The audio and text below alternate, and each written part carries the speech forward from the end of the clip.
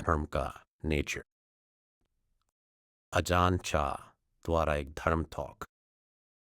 कभी कभी जब एक फलों के पेड़ पर फूल खिलते हैं तो हवा चलती है और फूलों को जमीन पर बिखेर देती है। कुछ कलियां बच जाती हैं और एक छोटे हरे फल के रूप में बढ़ती हैं। हवा चलती है और उनमें से भी कुछ गिर जाते हैं।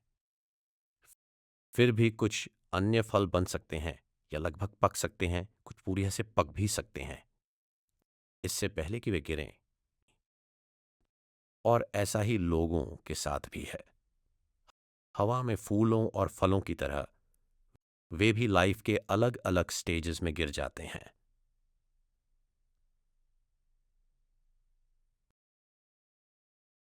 कुछ लोगों की मृत्यु गर्भ में ही हो जाती है, अन्य की जन्म के कुछ ही दिनों के भीतर।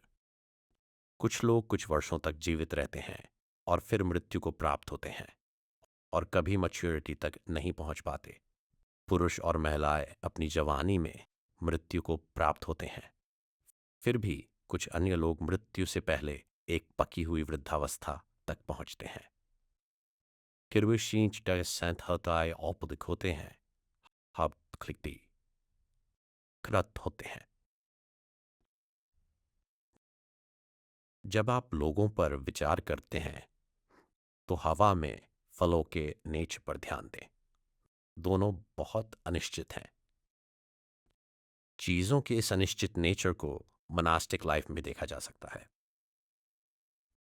कुछ लोग मोनेस्ट्री एक हरास्ट्री में खारा मोनास्ट्री भी ऑर्डेन होने के इरादे से आते हैं, लेकिन अपना माइंड बदल लेते हैं और चले जाते हैं और चले जाते हैं। कुछ तो अपना सिर मुंडवाने के बाद भी। अन्य पहले से ही नोविसेस होते हैं, फिर वे जाने का डिसीजन लेते हैं। कुछ केवल एक रेंस रिट्रीट के लिए ऑर्डेन होते हैं और फिर डिसरोब कर लेते हैं। बिल्कुल हवा में फलों की तरह सब कुछ बहुत अनिश्चित है। हमारे माइंड्स भी ऐसे ही हैं। एक मेंटल इंप्रेशन पैदा होता है, माइंड को खींचता और आकर्षित करता है, फिर माइंड गिर जाता है, बिल्कुल फलों की तरह। भगवान बुद्ध ने चीजों के इस अनिश्चित नेचर को समझा। उन्होंने हवा में फलों की घटना को ऑब्जर्व किया और उन मंक्स और नोविसेस पर विचार किया जो उनके डिसाइपल्स थे। उन्होंने पाया कि वे भी मूल रूप से उसी नेचर के थे, अनिश्चित। यह इसके अलावा और कैसे हो सकता है? यह बस सभी चीजों का तरीका है। इस प्रकार जो जागरूकता के साथ प्रैक्टिस कर रहा है, उसके लिए यह आवश्यक नहीं है कि कोई उसे देखने और समझने के लिए बहुत अधिक सलाह दे और सिखाए। एक एग्जाम्पल भगवान बुद्ध का है, जो पिछले जन्म में राजा महाजानक थे। उन्हें बहुत अधिक स्टडी करने की आवश्यकता नहीं थी। उन्हें बस एक आम के पेड़ को ऑब्जर्व करना था। सी मद आथो उबला कहा है सुप्रशर्विधीच अधिकर करने वादे। एक दिन जब वे अपने मिनिस्टर्स के दल के साथ एक पार्क में घूम रहे थे, तो अपने हाथी के ऊपर से उन्होंने पके फलों से लदे हुए कुछ आम के पेड़ों को देखा।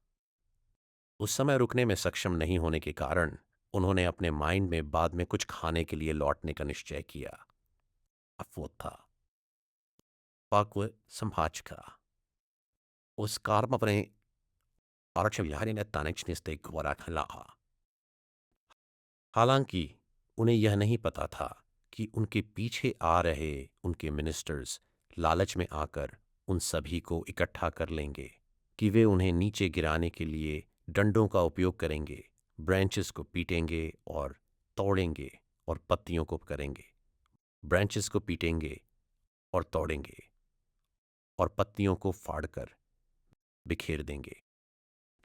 शाम को आम के बाग में लौटते हुए राजा जो पहले से ही अपने माइंड में आमों के स्वादिष्ट टेस्ट की कल्पना कर रहे थे, ने अचानक पाया कि वे सब जा चुके थे,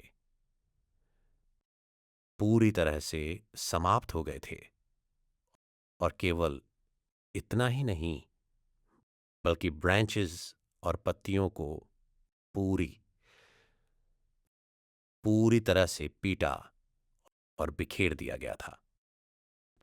राजा, जो काफी निराश और परेशान थे, ने फिर पास ही एक और आम के पेड़ पर ध्यान दिया, जिसके पत्ते और ब्रांचेस अभी भी सुरक्षित थे। उन्होंने सोचा कि ऐसा क्यों है। फिर उन्हें एहसास हुआ कि ऐसा इसलिए था क्योंकि उस पेड़ पर कोई फल नहीं था। यदि किसी पेड़ पर फल नहीं होते हैं तो कोई उसे परेशान नहीं करता है, और इसलिए उसके पत्ते और ब्रांचेस डैमेज नहीं होते हैं।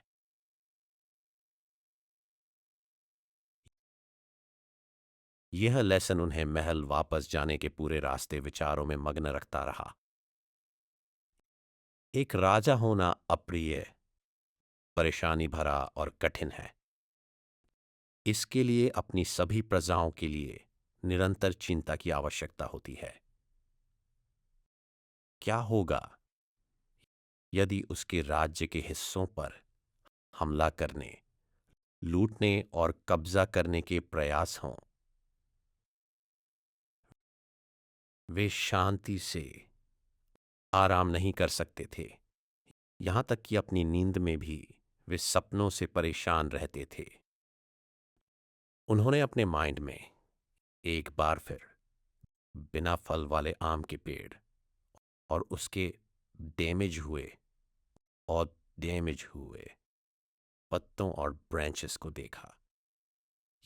यदि हम उस आम के पेड़ के समान हो जाए, उन्होंने सोचा, तो हमारे पत्ते और ब्रांचेस भी डैमेज नहीं होंगे।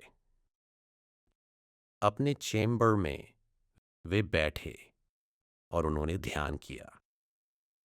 अंततः उन्होंने आम के पेड़ के इस लेसन से प्रेरित होकर एक मंक के रूप में ऑर्डेन होने का डिसीजन लिया।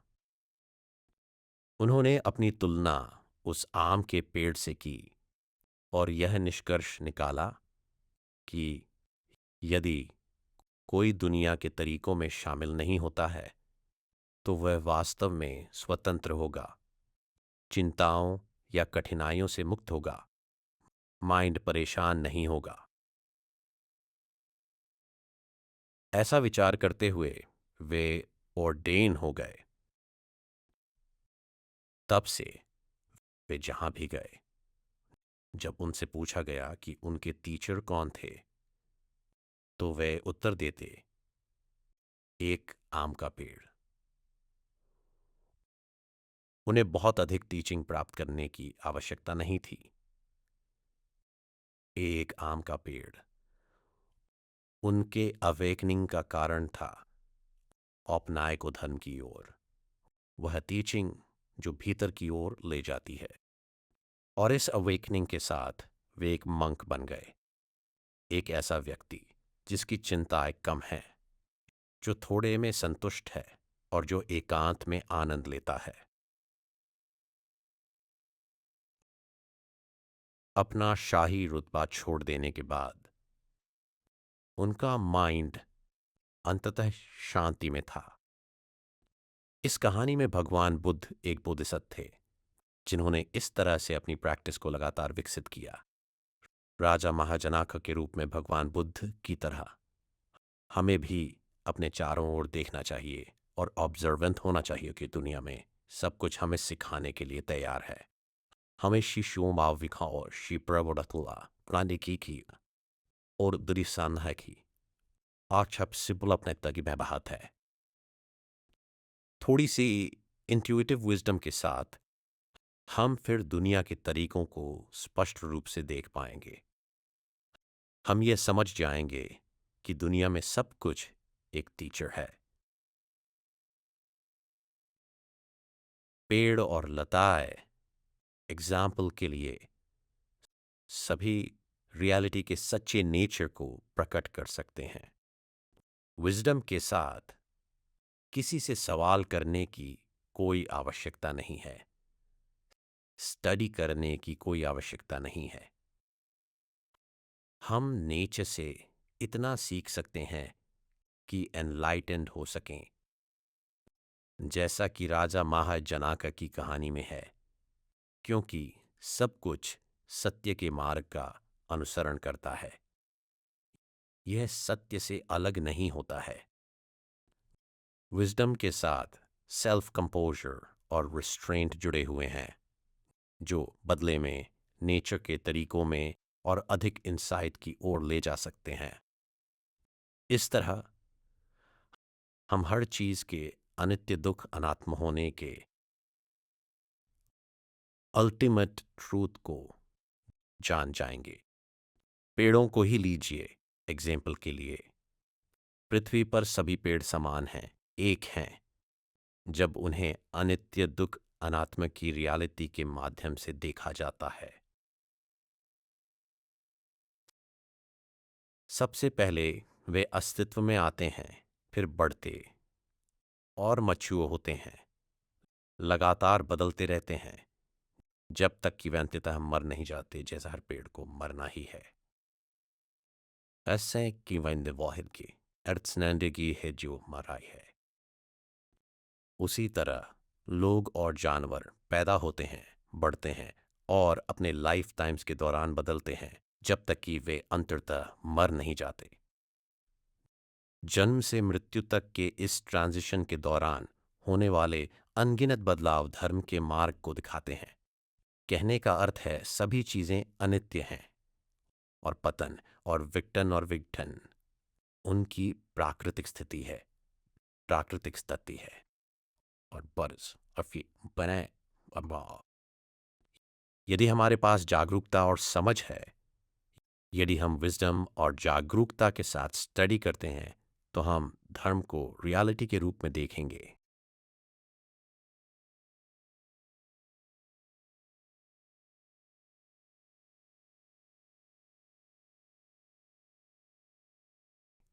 इस प्रकार हम देखेंगे कि लोग लगातार बढ़ रहे हैं, बदल रहे हैं और अंधत्व को और पत्नी के फाप्तदाम को शक्ति खो रहे हैं। पोवर थी और तती लोग प्राप्त हो रहे हैं। हर कोई जन्म और मृत्यु के चक्र के अधीन है और इस कारण से यूनिवर्स में हर कोई एक बीइंग के समान है। इस प्रकार एक व्यक्ति को स्पष्ट रूप से और अलग से देखना दुनिया के हर व्यक्ति को देखने के समान है। उसी तरह सब कुछ धर्म है, न केवल वे चीजें जो हम अपनी फिजिकल आई से देखते हैं, बल्कि वे चीजें भी जो हम अपने माइंड्स में देखते हैं। एक थॉट पैदा होता है, फिर बदलता है और समाप्त हो जाता है। यह नाम धर्म है, बस एक मेंटल इम्प्रेशन जो पैदा होता है और समाप्त हो जाता है। बस एक नेवते और अरफंत हो जाता है। एक फौरन पर वो नहाचत है। यह माइंड का असली नेचर है। कुल मिलाकर यह धर्म का नोबल ट्रूथ है। यदि कोई इस तरह से नहीं देखता और ऑब्जर्व नहीं करता है, तो वह वास्तव में नहीं देखता है। यदि कोई देखता है, तो उसके पास भगवान बुद्ध द्वारा घोषित धर्म को सुनने की विजडम होगी। भगवान बुद्ध कहाँ हैं? भगवान बुद्ध धर्म में है। धर्म कहाँ है? धर्म भगवान बुद्ध में है। बिल्कुल यहीं अभी।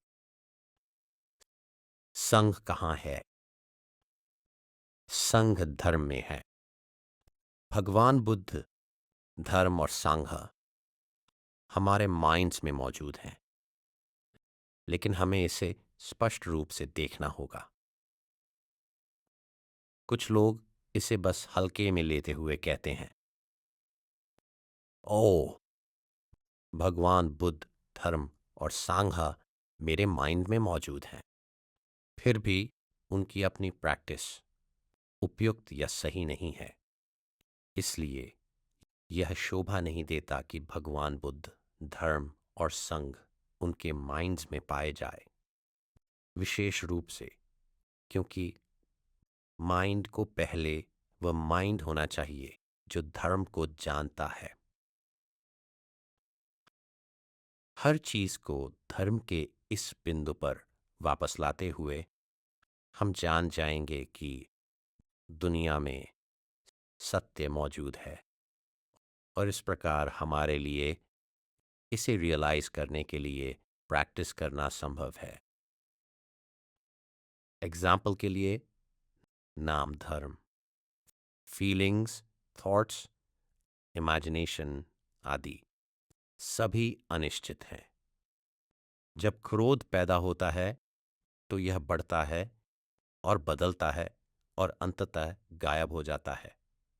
खुशी भी पैदा होती है, बढ़ती है और बदलती है और अंततः गायब हो जाती है।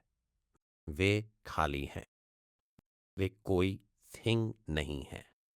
ये हमेशा सभी चीज़ों का तरीका है, दोनों मेंटली और मटीरियली रूप से। आंतरिक रूप से यह बॉडी और माइंड है, बाहरी रूप से पेड़, लताएं और हर तरह की चीज़ें हैं जो अनिश्चितता के इस यूनिवर्सल लॉ को प्रदर्शित करती हैं। चाहे कोई पेड़ हो, पहाड़ हो या जानवर, यह सब धर्म है, सब कुछ धर्म है। यह धर्म कहाँ है? सीधे शब्दों में कहें तो जो धर्म नहीं है उसका अस्तित्व नहीं है। धर्म नेचर है, इसे सच्चा धर्म कहा जाता है। सच्चा धर्म। यदि कोई नेचर को देखता है तो वह धर्म को देखता है। यदि कोई धर्म को देखता है तो वह नेचर को देखता है। नेचर को देखकर कोई धर्म को जान जाता है। और इसलिए बहुत अधिक स्टडी का क्या उपयोग है जब लाइफ की अल्टीमेट रियलिटी इसके हर पल में, इसके हर कार्य में जन्म और मृत्यु का एक अंतहीन चक्र है। यदि हम जागरूक हैं और सभी पोस्चर्स, बैठना, खड़ा होना, चलना, लेटना में स्पष्ट रूप से जागरूक हैं, तो सेल्फ नॉलेज जन्म लेने के लिए तैयार है। यानी धर्म के उस सत्य को जानना जो पहले से ही यहाँ और अभी मौजूद है। वर्तमान में भगवान बुद्ध, असली भगवान बुद्ध अभी भी जीवित हैं, क्योंकि वे स्वयं धर्म हैं, सच्चा धर्म। और सच्चा धर्म वह जो किसी को भगवान बुद्ध बनने में सक्षम बनाता है, अभी भी मौजूद है। यह कहीं भागा नहीं है। यह दो बुद्धों को जन्म देता है, एक बॉडी में और दूसरा माइंड में। असली धर्म, भगवान बुद्ध ने आनंद को बताया, केवल प्रैक्टिस के माध्यम से ही रियलाइज किया जा सकता है। जो कोई भगवान बुद्ध को देखता है वह धर्म को देखता है। यह कैसे है? पहले किसी भगवान बुद्ध का अस्तित्व नहीं था। यह केवल तब था जब सिद्धार्थ गौतम ने धर्म को रियलाइज किया कि वे भगवान बुद्ध बन गए। यदि हम इसे इस तरह से एक्सप्लेन करें तो वे हमारे समान ही हैं। यदि हम धर्म को रियलाइज करते हैं तो हम भी उसी तरह भगवान बुद्ध होंगे। इसे माइंड में भगवान बुद्ध या नाम धर्म कहा जाता है। हम जो कुछ भी करते हैं उसके प्रति हमें जागरूक होना चाहिए, क्योंकि हम अपने स्वयं के अच्छे या बुरे कर्म के उत्तराधिकारी बन जाते हैं। अच्छा करने में हम अच्छा पाते हैं, बुरा करने में हम बुरा पाते हैं। आपको बस यह जानने के लिए अपने रोज़मर्रा के लाइव्स में देखना है कि ऐसा ही है, अच्छा कि नहीं है। हाँ, परिचय फ्रेप सेक्स निकलते हैं। यह ही है। सिद्धार्थ गौतम को इस सत्य के रियलाइजेशन से एनलाइटन किया गया था और इससे दुनिया में एक भगवान बुद्ध का प्रकटीकरण हुआ। इसी तरह यदि प्रत्येक व्यक्ति इस सत्य को प्राप्त करने के लिए प्रैक्टिस करता है तो वे भी भगवान बुद्ध बनने के लिए बदल जाएंगे। इस प्रकार भगवान बुद्ध अभी भी मौजूद हैं। कुछ लोग यह कहते हुए बहुत खुश होते हैं, यदि भगवान बुद्ध अभी भी मौजूद हैं तो मैं धर्म की प्रैक्टिस कर सकता हूं। आपको इसे इसी तरह देखना चाहिए। जिस धर्म को भगवान बुद्ध ने रियलाइज किया वह धर्म है जो दुनिया में स्थायी रूप से मौजूद है। इसकी तुलना ग्राउंड वाटर से की जा सकती है, जो जमीन में स्थायी रूप से मौजूद है। जब कोई व्यक्ति कुआं खोदना चाहता है तो उसे ग्राउंड वाटर तक पहुंचने के लिए काफी गहराई तक खोदना पड़ता है। इसकी तलाब बुझाई देखता काछाई खड़े तक पहुंचता है। जब कुआं तो फिचाफ चमकना पड़ता है, ग्राउंड वाटर पहले से ही वहां है। वह पानी नहीं बनाता है, वह बस उसकी खोज करता है। इसी तरह भगवान बुद्ध ने धर्म का आविष्कार नहीं किया, धर्म का आदेश नहीं दिया। उन्होंने केवल उसे प्रकट किया जो पहले से ही वहां था। कंप्लेशन के माध्यम से भगवान बुद्ध ने धर्म को देखा कि इस नहीं गया नॉन से क्लेन के मुंगा उससे बुद्धि तकौन कुड़िखा ही थी। इसलिए यह कहा जाता है कि भगवान बुद्ध एनलाइटन थे, क्योंकि एनलाइटनमेंट धर्म को जानना है। धर्म इस दुनिया का सत्य है। यह देखकर सिद्धार्थ गौतम को भगवान बुद्ध कहा जाता है, और धर्म वह है जो अन्य लोगों को भगवान बुद्ध, वन हु नोस, वह जो धर्म को जानता है, बनने की अनुमति देता है। यदि बीइंग्स का आचरण अच्छा है और वे भगवान बुद्ध धर्म के प्रति वफादार हैं तो उन बीइंग्स में वर्च्यू और अच्छाई की कभी कमी नहीं होगी। समझ के साथ हम देखेंगे कि हम वास्तव में भगवान बुद्ध से दूर नहीं हैं, बल्कि उनके साथ आमने सामने बैठे हैं। जब हम धर्म को समझते हैं तो उस पल हम भगवान बुद्ध को देखेंगे। यदि कोई वास्तव में प्रैक्टिस करता है तो वह भगवान बुद्ध धर्म को सुनेगा, चाहे वह पेड़ की जड़ में बैठा हो, लेटा हो या किसी भी पोस्ट्यूर में हो। यह केवल सोचने वाली बात नहीं है, यह शुद्ध माइंड से उत्पन्न होता है। यह शुद्ध माइंड से उत्पन्न होता है।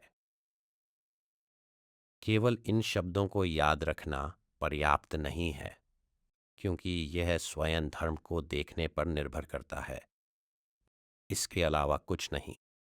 इस प्रकार हमें इसे देखने में सक्षम होने के लिए प्रैक्टिस करने के लिए दृढ़ होना चाहिए, और तब हमारी प्रैक्टिस वास्तव में पूरी होगी। तो जहां भी हम बैठते हैं, खड़े होते हैं, चलते हैं या लेटते हैं, हम भगवान बुद्ध का धर्म सुनेंगे।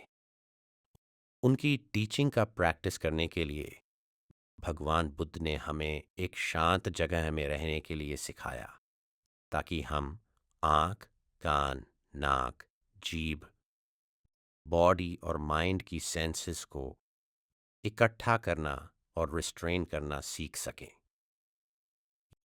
यह हमारी प्रैक्टिस की नींव है, क्योंकि ये वे स्थान हैं जहाँ सभी चीज़ें उत्पन्न होती हैं, और केवल इन्हीं स्थानों पर। इस प्रकार हम इन 6 सेंसेस को इकट्ठा करते हैं और रिस्ट्रेन करते हैं, ताकि वहाँ उत्पन्न होने वाली कंडीशंस को जान सकें। सभी अच्छे और बुरे इन 6 सेंसेस के माध्यम से उत्पन्न होते हैं। वे बॉडी में मुख्य फैकल्टीज हैं।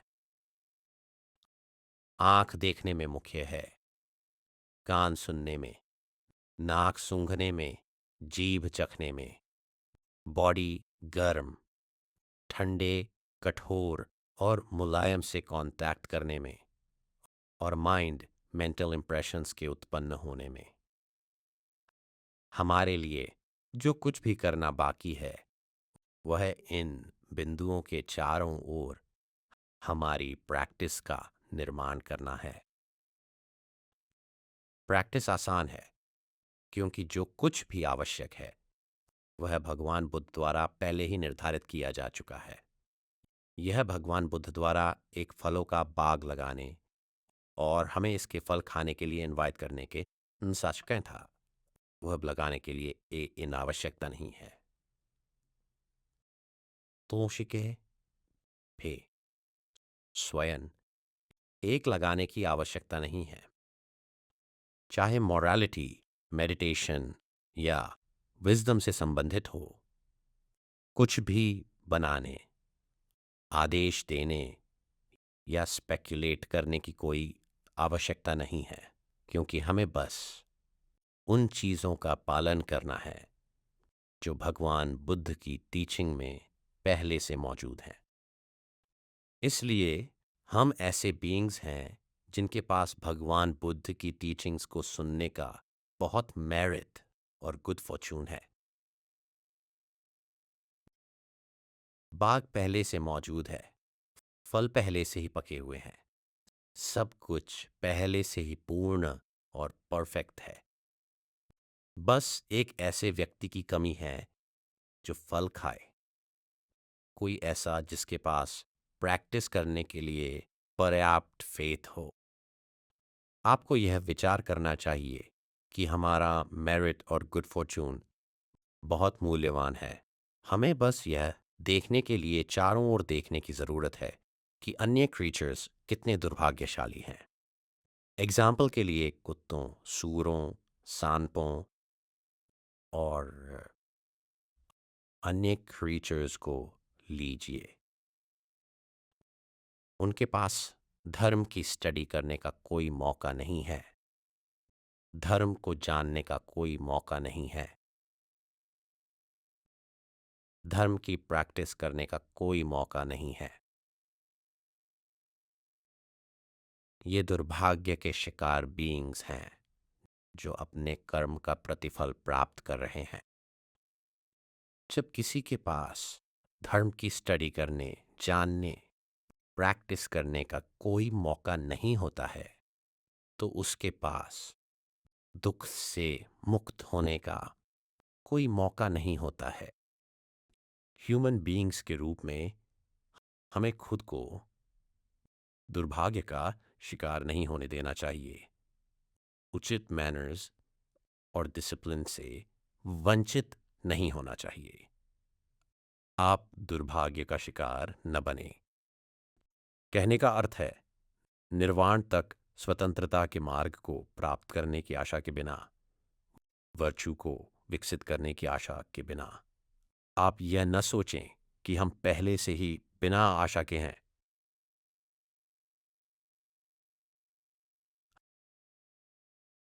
हम पहले से ही बिना आशा के हैं।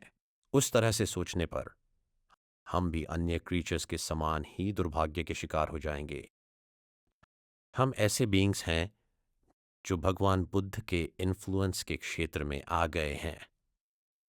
इस प्रकार हम ह्यूमन बीइंग्स पहले से ही पर्याप्त मेरिट और रिसोर्सेस के धनी हैं। यदि हम वर्तमान में अपनी समझ, ओपिनियंस और नॉलेज को सुधारते और विकसित करते हैं, तो यह हमें इस तरह से व्यवहार करने और प्रैक्टिस करने के लिए फिर ये प्रेरित करेगा कि हम ह्यूमन बीइंग्स के रूप में इस वर्तमान लाइफ में धर्म को देख और जान सकें। इस प्रकार हम अन्य क्रीचर्स से अलग हैं, ऐसे बीइंग्स जिन्हें धर्म के प्रति एनलाइटन होना चाहिए। भगवान बुद्ध ने सिखाया कि इस वर्तमान क्षण में धर्म यहां हमारे सामने मौजूद है। भगवान बुद्ध ठीक यहीं और अभी हमारे सामने बैठे हैं।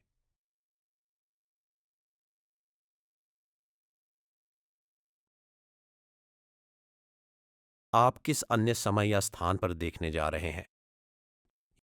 यदि हम सही ढंग से नहीं सोचते हैं, यदि हम सही ढंग से प्रैक्टिस नहीं करते हैं, तो हम वापस जानवर या नरक में जीव या भूखे भूत या डीमंस बन जाएंगे। यह कैसे है? बस आप अपने माइंड में देखें। जब क्रोध पैदा होता है तो यह क्या है? वह वही है, बस आप देखें। जब डिल्यूजन पैदा होता है तो यह क्या है? वह वही है, ठीक वही।